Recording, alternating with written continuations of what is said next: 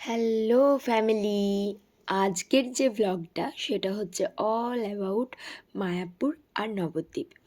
আমরা গেছিলাম মাঝরাত্রে বাড়ি থেকে রওনা দিয়ে ভোরবেলায় পৌঁছে গেছিলাম। আর পৌঁছেই ননার এই দৌড়াত্তি, বলে কিনা মায়াপুরের ইস্কনের যত রাস্তা আছে সব একদিনেই হেঁটে ফেলবে। ওর পিছনে দৌড়ে দৌড়ে আমরা টায়ার্ড হয়ে টোটো করে চলে গেলাম গঙ্গার ঘাট।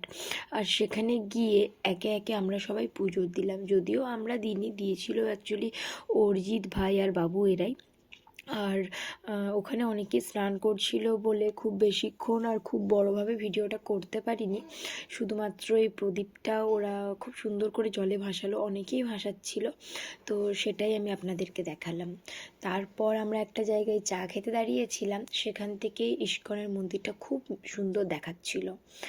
আর যেহেতু আমি ছোটোর থেকে অনেকবার মায়াপুর গেছি, মায়াপুর থেকে নবদ্বীপও গেছি, তো স্টিমারে চড়তে কিন্তু খুবই ভালো লাগে। দাদু ভয় পেত বলে ভয়ে ভয়ে চাপাতো, কিন্তু এখন আর কোনো ভয় নেই। আমরা সবাই মিলে স্টিমারে করে খুব আরাম করে মজা করে গঙ্গা নদী দেখতে দেখতে পৌঁছে গেছিলাম নবদ্বীপে।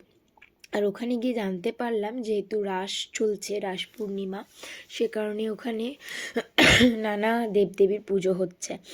আর অনেক বড় বড় প্যান্ডেল, অনেক সুন্দর, অনেক বড় মন্দির, অনেক বড় ঠাকুর প্রতিমা করে ওখানে খুব ধুমধাম করে পুজোগুলো হয়।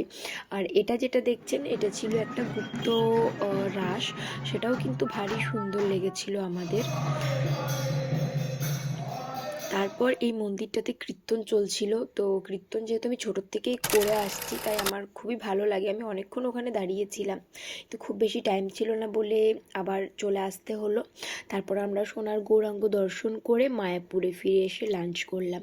এরপরে আমার ফোনে একদমই চার্জ ছিল না, আর রুমে গিয়ে চার্জ দেওয়ার মতো পরিস্থিতিও ছিল না, তাই ফোন ডেড। টাটা।